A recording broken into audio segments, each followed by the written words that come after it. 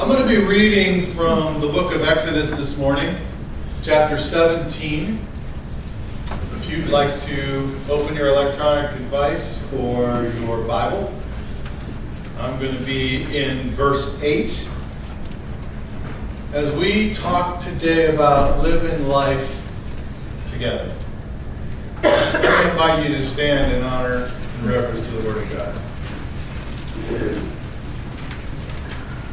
It says, Then Amalek came and fought against Israel at Rephidim. So Moses said to Joshua, Choose men for us and go out. Fight against Amalek tomorrow.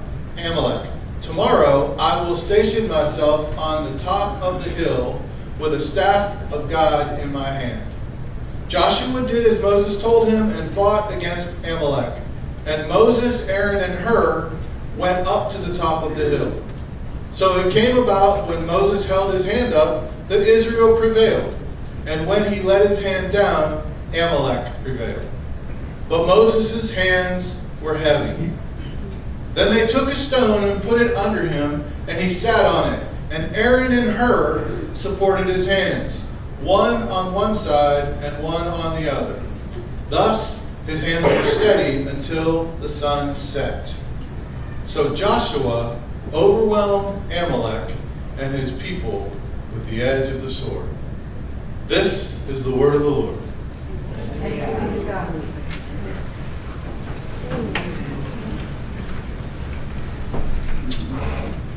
I want to talk to you today about what it means to support each other in the Lord.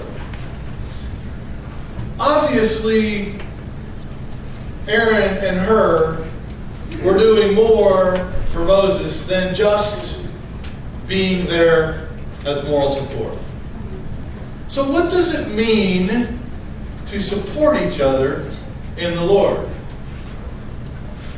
My assumption is that all of us know what it means to support someone else. But this idea of supporting someone in the Lord is a little bit different. It's a little bit different than just support, as we would think of it. We've all found ourselves supporting other people in some way.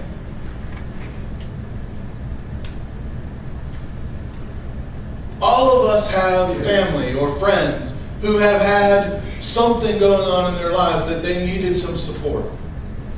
All of us have had some kind of a issue that probably we have needed to be supported in. And all of us have taken some time to support or help somebody out. Even if you're one of those meanies. You know the meanies, right? They're the people that walk around with the frowns on their face and don't touch me, don't talk to me, don't get in my space. Even if you're one of those meanies, even you have supported other people at times. And you've been supported, right? Thank you. I know some of you are meanies, I bet. Probably the ones that said amen. Thank you for that, because I can be a meanie. If you don't believe that, my daughter's here today. Talk to her. She's received that before. Let me give you a few examples of what I'm talking about as far as how we can support somebody. Can you remember when you were just a little guy, little girl, and maybe your parents took you with them to go visit friends? And maybe those friends had some other little guys and little girls running around with them. And so, while you guys were together, you needed somebody to play with. So you decided, okay, I can play with them. That would sort of be a way of support. Now, that support would sort of be mutual, because if you sat there with the adults, you're going to be bored out of your mind, right? So that would be one way to think about, though, how you could support. Or maybe you played a sport. Maybe you were on a baseball team. When you play baseball, you find yourselves working together. You have to work together to win games. I want to tell you something, and I think most of you probably already figured this out, but one person will never win a baseball game. Never. Because somebody on that other team can hit the ball. And I'll just go there. I coached my son's team. I coached all my kids' teams. But my son, because he was the oldest, I took the time to teach him how to hit a ball to a spot. You know, everybody else's dads were teaching their kids how to hit home runs. Every time my son tried to hit a home run, I stopped him, set him down, and explained to him, I don't want you to hit home runs. I want you to place the ball. I taught him. If you are one, even if you're 4 people trying to play against 9, and you have somebody that can place a ball, you will never win the game. Because if you can hit the ball where you want to hit it, you hit it where somebody isn't. Right? I will say, not because I'm smart or anything like that, but he was also my fastest kid on my team, but he was my high scorer every time, every year. Even into high school when I wasn't coaching. Because he could play some baseball. You can't win a game by yourself. So you have to learn to support each other. It takes 9 on a baseball team to win. Now I know the pitcher gets all the credit. Right? You baseball fans, you know that. That pitcher also gets all of the abuse when you lose. But it takes 9. And that goes with every sport. Every team sport anyway. Football, basketball, lacrosse. I never played lacrosse, but it sounds fun. Soccer. Right? You can't win unless you're supporting each other. So that is a way of support. Maybe some of you know what it means to support someone who struggles. Maybe with a disease or with a life circumstance, something that's really heavy. You know what that's like. This is the kind of support you hear about from groups like Alcoholics Anonymous or Daystar. Or, well, to be honest, it's why there's so many counseling groups out there. Because we need help to deal with those kind of things. This kind of support is very important because it gives us help as we try to cope, right? We try to cope with the influences that are going on around us. Sometimes they're bigger than we can handle at all. And we need somebody to come and support us. This idea of supporting somebody in the Lord, that's a little different. And why is that different? It's different because to support someone in the Lord has to do with the spiritual side of who we are. I want you to know, and I know this will surprise some of you, but you can play baseball, and you can play football, and you can play lacrosse and soccer, and not serve God. I know, that's a big surprise. I know. But when you're supporting somebody in the Lord, it has to do with spiritual things. There's spiritual things coming against us. We met on Saturday to pray, and we did that just for one reason. Spiritual oppression. Things come against us, and we need to break that bondage. That's why we met at 7:30 on Saturday morning. That's why I made it a big deal to invite everybody to come and pray at 7:30 on Saturday morning. Because we are all dealing with something coming against us. Every one of us. Unless you live in a bubble. Maybe you live in a bubble and nobody from the outside ever gets in. In which case you need to come and see me because I need to explain to you what the gospel looks like. Right? So we're all dealing with outside influences, oppressions, things that are bringing us down. And I want to tell you something. Things that get like that, they come between us and God. They come between us and our spouse. They come between us and our kids. They come between us and our friends. They come between everything that we do because we allow them. We have had some attacks on this church since I've been here. And those attacks have come and we have prayed them away and they've gone. But if Satan can get a foothold in your life and in her life and in his life and maybe in my life, he can tear this thing down without ever coming against the church. Because he tears it down individually, one at a time. We're a family. We are supposed to be a family in the name of Christ. That's what it means to be unified. That's what it means to support somebody in the Lord. Supporting someone in the Lord is to help somebody live for Jesus. Or it may be to help somebody get a new ministry started. It could be becoming a part of a ministry that's already happening and going strong. But even those fall apart if we don't continually come and support them. Supporting someone in the Lord matters. It's more than just playing together or being part of a team or even helping someone in need. Supporting someone in the Lord is bringing the Lord into the situation in a way that shows He is the reason for our involvement. It points everything back to God's intervention. And it shows His desire to be with His people. Do you know God wants to be in your life? Do you know God desires to walk with you, to talk with you, to hold you close, to help you through? Do you know God wants a relationship with you?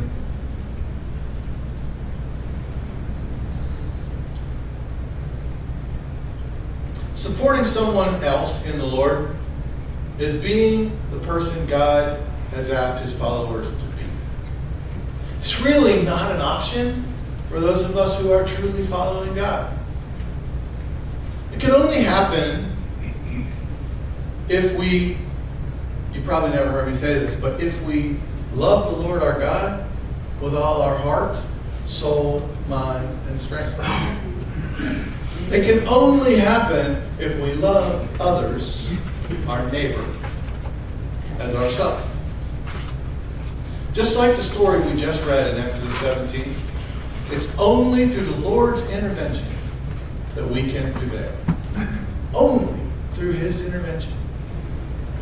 He alone gets the glory for everything that we accomplish. Aaron and Hur held Moses' hands in the air because Moses couldn't hold his arms up any longer. You get that? It's not that Moses didn't want to hold his arms up. His arms got too heavy and he couldn't hold them up anymore. That's why Aaron and Hur supported his arms. Aaron and Hur supported Moses and the Lord because they saw that the Lord was using Moses to influence the fight. Do you think God might use some of us to influence the fight? If you start thinking about the spiritual fight that we're all in, do you think God might use one of us to influence a fight somebody else is going through? That's an interesting thought. They came alongside each side. Each side. It wasn't like one of them held his arm and the other one didn't. They came along each side of Moses to hold him up so he could accomplish what God had asked him to accomplish. Sometimes this is simple, and other times it doesn't seem to make sense to us, at least not at the moment. Let me share a short story with you. It comes from a reading this past week that I was doing in my class. Some of you saw my post on Facebook that I was asking for good spiritual reading. Well, this came out of a book called Abba's Child, The Cry of the Heart for Intimate Belonging by Brennan Manning. Wow. So he writes this. A while back, Rosalind and I took the day off and decided to play in the French Quarter here in New Orleans. We roamed around Jackson Square, sampling gumbo, inhaling jambalaya, and finally stopping at the Haagen-Dazs Shrine for a hot fudge sundae. I understand all of that. That makes sense. As we turned the corner on Bourbon Street, a girl with a radiant smile, about 21 years old, approached us, pinned a flower on each of our jackets, and asked if we would like to make a donation to support her mission. When I inquired what her mission was, she replied, "The Unification Church. Your founder is Dr. Sun Myung Moon, so I guess that means you're a Moonie." She answered yes. In my mind, she had two strikes against her. First, she was a pagan who did not acknowledge Jesus Christ as her Lord and Savior. Second, she was a naive and vulnerable kid who had been brainwashed by a guru and mesmerized by a cult. I want to stop you there for a second.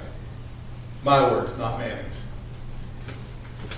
I want you to think about how you would proceed from here. Put yourself in his spot. What would you do? Don't talk about it. Don't say it. Just think. What would your reaction be? What would you say to this girl? Now listen to what Manning says. "You know something, Susan," I said. "I deeply admire your integrity and your fidelity to your conscience. You're out here trampling the streets, doing what you really believe in. You are a challenge to anyone who claims the name Christian." Rosalind reached out and embraced her, and I embraced the two of them. "You are Christians?" she asked. Rosalind said yes.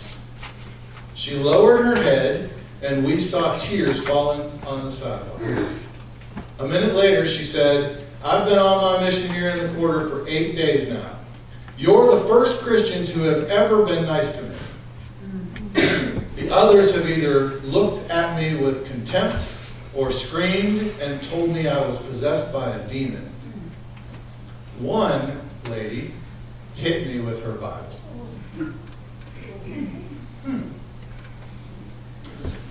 I share that story so you can think about how you support people you come in contact with.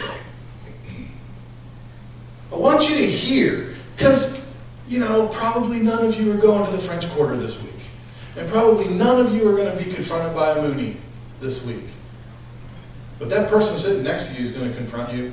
And you might run into the guy across the aisle at Walmart next week. How will you treat them? Will you tear them down? Will you come against something that they're trying to do? Or will you support them? And if you support them, will you support them? Or will you support them in the Lord? Because there's a difference. Let me explain something to you. The way these people treated that girl, that's not a good way to win friends and influence people. Just not. It's not a way to live a supportive life. As a matter of fact, it's not loving the Lord your God with all your heart, soul, mind, and strength. And it's definitely not loving your neighbor as yourself. When these two responded to this girl in Christian love, it made a difference in her life. So think about how you respond to people.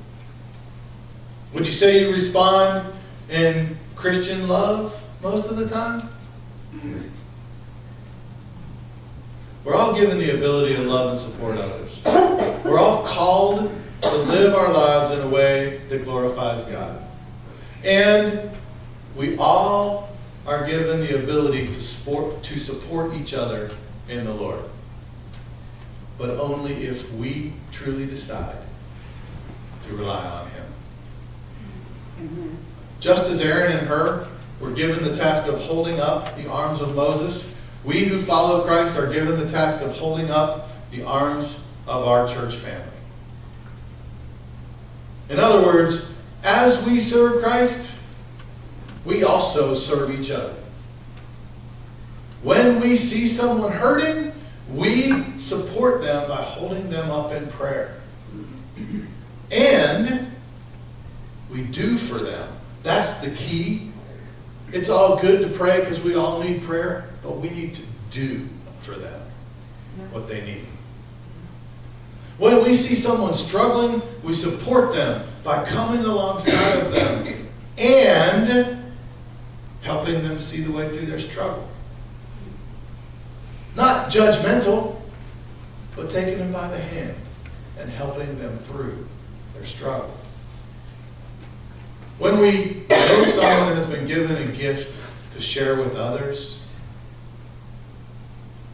we support them by empowering them to share.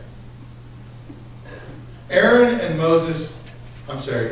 Hur held Moses' arms in the air because everyone knew God was with Moses. And everyone could see how God was moving through Moses when his arms were in the air. It was obvious. This wasn't about Moses. This was about God. It was obvious even to the people of Amalek who were being slaughtered. It was obvious that God was with those people when Moses had his arms in the air. Today, we have the opportunity to support one of our own. Jamie Hunter has come through a pretty big ordeal. And God has called him to share his ordeal with people. And he's been doing that, by the way. He has been doing that. I'm going to ask him to come forward now and share with you what God has asked him to share. My request for you is that you'll support him as he shares. Because I'm going to tell you the truth. Sometimes it's really scary to be up here in front of you. Pastor Rick was talking about being a meanie. When I was a kid, I was a real meanie. He can still be a meanie. Me and my brother and my sister would always want to hang out and play with us. And we'd tell her, fine, come on, that's all right. We'd get outside and we'd tell her, we're going to play Cowboys and Indians. And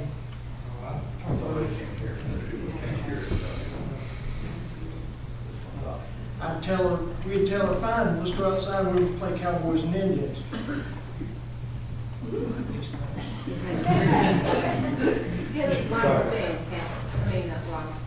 You can be the cowboy, or we'll be the Indians and you can be the cowboy, and we'll tie you up. So we'd tie her to a big oak tree in the front yard, and then we'd take off to the back of 300 acres and we'd leave her tied up in the front yard until somebody found her and untied her, or our mama heard her screaming and would come out there and get her. So we were pretty big meanies back then.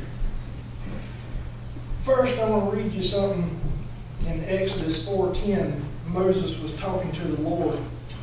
And Moses said unto the Lord, O my Lord, I am not eloquent, neither heretofore nor since thou hast spoken unto thy servant, but I am slow of speech and of a slow tongue. Well, that's what I kind of feel like right now. It's kind of like Moses, because I'm not eloquent in the way I speak. It terrifies me to talk in front of people. So I've always been that way. Some of you know me, some of you don't. I'm Jamie. It's my wife, Robin. We've been married 27 years in September. We have 3 boys. Kill him, but yeah, give him a Jake try. will be 30 in October. Zach just turned 26, and Jesse's 19. I hear him in the 2 granddaughters, Ava Lee and Haven. And ever since I've There we been, go. Got some buzz. Listen. ever since me and Robin's been married, she's been, kind, supportive, loving, just the best mate I could have found. Now, I've been doing research into addiction, and there's approximately 22 million people in the United States that struggle with addiction. And that's alcohol, street drugs, and prescriptions drugs. And my talking this morning will be slanted mostly towards prescription because that's where my expertise, if you want to call it, stems from. Because I am an addict. I've been an addict for over 30 years. I struggled with addiction for 30 plus years. I don't know exactly how long. I fried so many brain cells, it's tough to say. When you add in smokers, there's 60 million people in the United States that struggle with addiction. And that's a lot of people out there that need help and that are carrying a disease and a sickness around with them. Like most addicts, I didn't start out to become an addict. It's not a conscious choice you make one day and say, you get up in the morning and you say, today I'm going to become an addict, just for the heck of it, to see what it's like. Mine started, like so many others do, with pain. I started around 20 years old, full-blown addict, and then when I got hurt, it really became bad because I was in pain and the doctors would they'd keep prescribing pills and prescribing them, and they'd give more and bigger in strength, and then the ones that were the hardest of the hard, they prescribed those more in strength. So it was a never-ending, story for me. And I wasn't in here when Stephen gave his talk, I don't know how long ago, but I could probably parallel a lot of the same words that he used when he was talking, like, your demon, that you fight in your head, or I consider it more of a monkey on your back, that's got its 2 fingers sticking in your ears and he's scratching at the side of your brain until you finally just give in. You can't take it anymore. I got my notes here, so I have to find out more anyway. About 15 years into my addiction, I overdosed. It wasn't a deliberate action. It was an accidental overdose. If it hadn't been for Robin finding me and getting me to the emergency room in time, I would have been dead within another 10 minutes, according to the ER doctors. I laid 2 weeks in a coma in North Florida Regional Hospital. The whole time I was in the coma, you'd think your body would be shut down from the withdrawals, but it's not. The whole time you're in a coma, you go through the withdrawals. The whole time I was in that coma, I ran. I must have run 1,000 miles when I was in it. And when I come out of it, the withdrawals were a little bit easier to deal with because I had been in the coma and had gotten most of them out that way. So, it's addiction is nothing to, play with. People that's done rehab, and I went the rehab route, done all that, 40 to 60% of people that do rehab fail. They relapse right back into their addiction.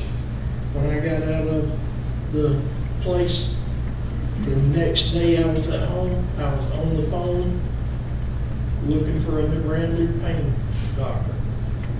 And for the next 10 years, the medicines just got higher, more stronger, until at one point, my pain doctor told me that I was the patient that he had that was on the most pain medicine out of any one of his hundreds of patients. I took the most pain medicine out of all his patients. That's actually kind of frightening to hear. I overdosed again about 10 years later. And once again, if Robin hadn't found me, I would have been dead if they hadn't got me to the emergency room within the next 5 to 10 minutes. I was actually so close to death this time that the doctors actually called my 2 oldest boys back into where they had me and basically told my 2 oldest boys, you need to tell your daddy bye, because he won't live through the night. And I was struggling so hard for breath. In one breath that I could take, I was begging, God, please let me die. Please let me die. The next breath I could get, it was, please let me live. You know, please let me live. And the next one is back to, please let me die. You know, so it's, but the Bible says the effectual fervent prayers of a righteous man availeth much. And I had a lot of people praying for me. I know Robin had been praying for me for 25 years. I had a lot of people around the community, you know, church, people that knew me, they were praying for me. So God heard their cry, and he heard my cry because I had been praying. David said in Psalms 116, 1 and 2, I love the Lord, for he heard my voice. He heard my cry for mercy. Because he turned his ear to me, I will call on him as long as I live. So I will call on God as long as I live. When I was laying in the hospital, the first time I was in the coma going through the withdrawals. The next time, they wouldn't help me, do anything. They strapped me to a bed, and they said, nope, here you are, here you're going to stay. And if you have never experienced any kind of withdrawals, it is the most horrible, miserable thing you could ever do in your life. And if you're taking medicine, drinking, or street drugs, it's not a question of if I overdose, it's a question of when will I overdose. Because it will happen. Trust me, it will happen one day. You will overdose and have to be rushed to the hospital. And I hope that you're as lucky as I've been both times. Because if God hadn't had his hand on me, I would have been, you know, with him or somewhere a long time ago.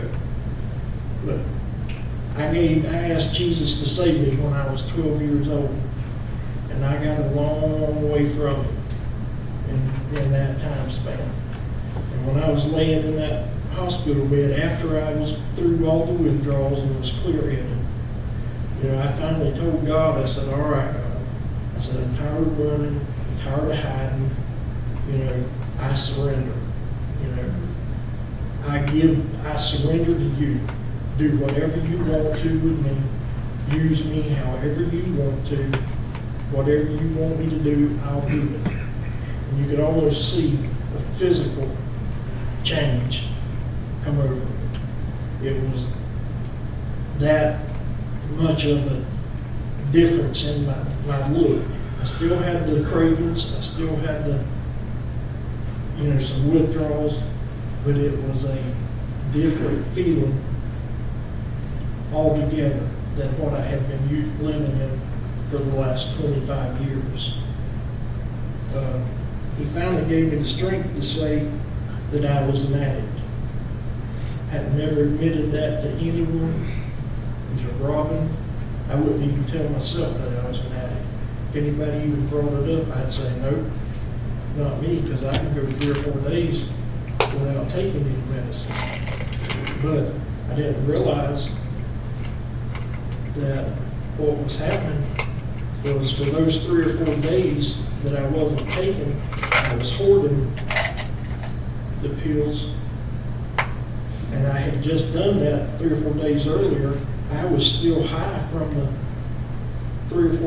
from the first big dose I took.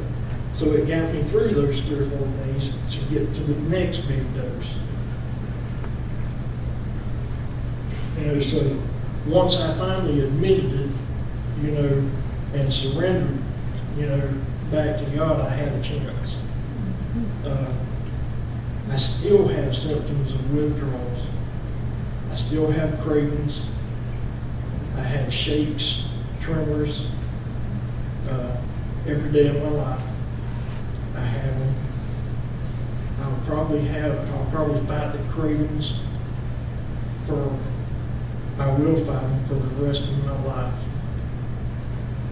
They'll be a part of me. I'll be an addict for the rest of my life, because you can't say you're not an addict anymore. You're a recovering addict, but you're still an addict.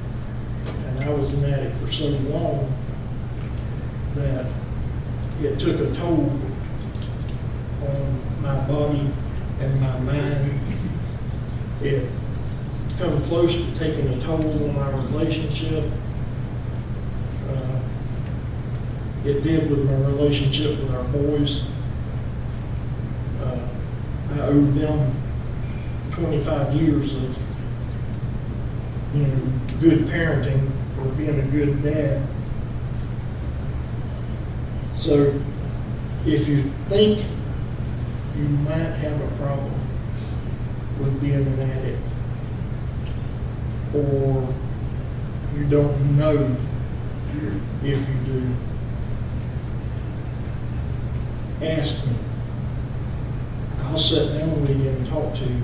I got a whole list of questions that if you answer yes to any one of them, then there's a good chance you might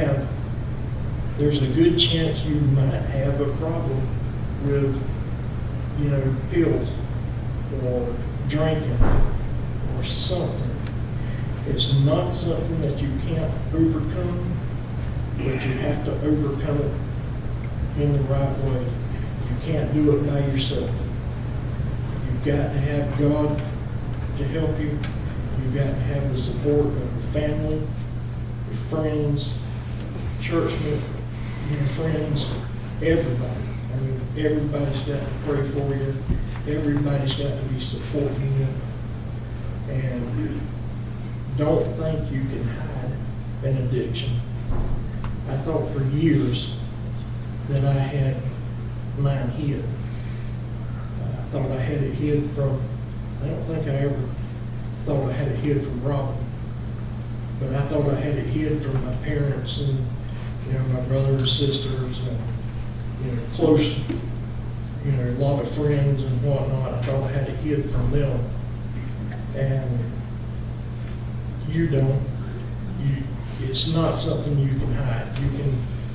You can always tell if somebody is tweaking, on drugs, or if they're have drank too much or something. There's always something that'll give them away.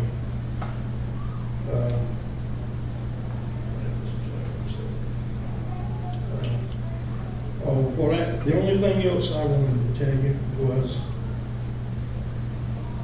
about the being curious about, and if you don't know, there's so many more things I can tell you about what you're going to face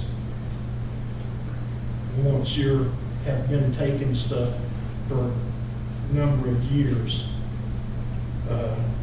There's so many things I can tell you that you're going to face that I don't want to get into here in front of the church, but they're not pleasant things, and in a lot of cases it's things that you'll never be able to get back. It takes a toll on your body, and it takes a toll on your mind. And I just urge any of you, if you think you might have a problem, or don't know, please ask me. I'll be glad to sit down and talk to you. And actually, that's not all there is of my story and everything that God's brought me through. Meningitis, struck by lightning, snake bit, 100-mile-an-hour crash. There's so many things that He's brought me through that if you ask, I'll tell you what He can do if you'll let Him.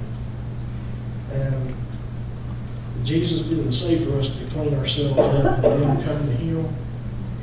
He said to come to Him and He would take care of the rest. He said in Matthew 11:28, "Come to me, all who are weary and heavy laden, and I will give you rest." So I urge you, if you have anything that you're not sure of or you're questioning, bring it to Him. Let Him take care of it for you. I have been clean and sober now. July 8th will be 2 years that I have been off all pain meds.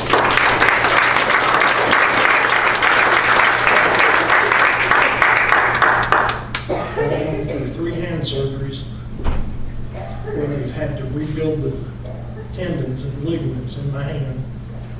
They actually took part of the bone out of my thumb knuckle and rebuilt everything, and I've done it all with no pain medicine.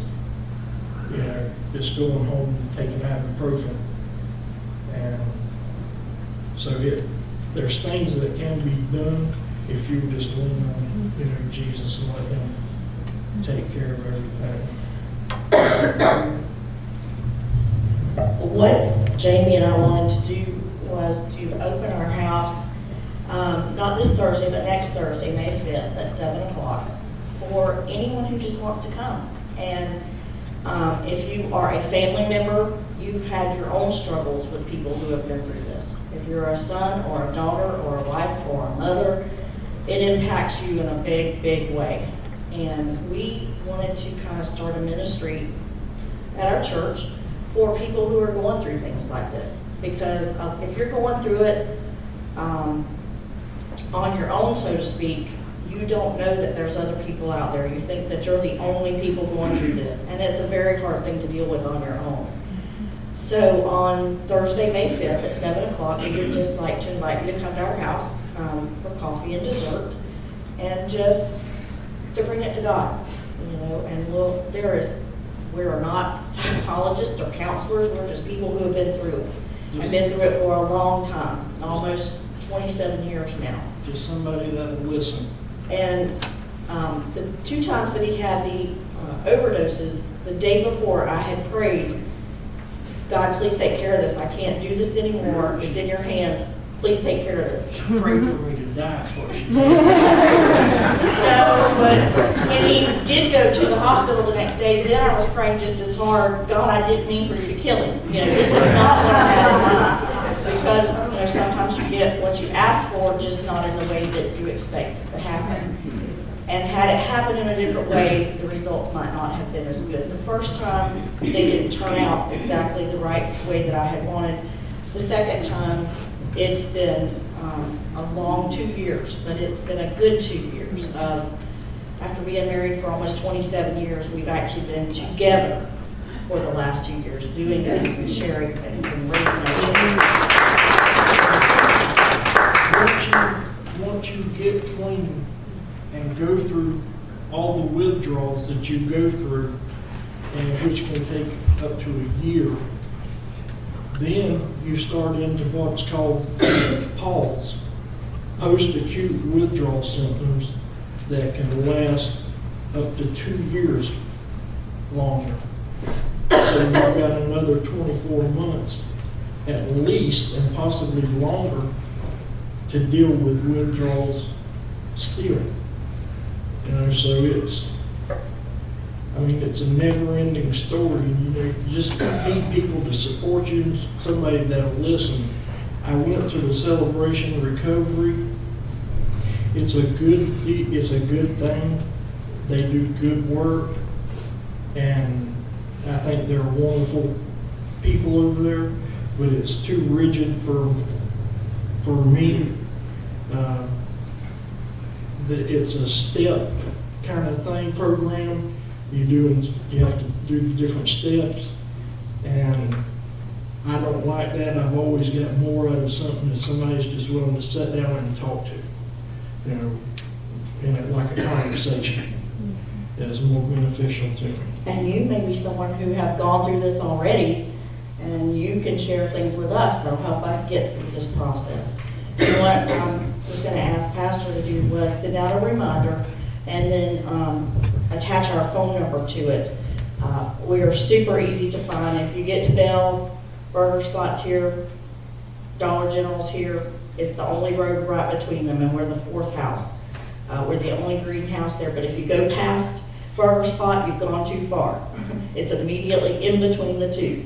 But we'll have him attach our phone number, and if you need specific directions, you're welcome.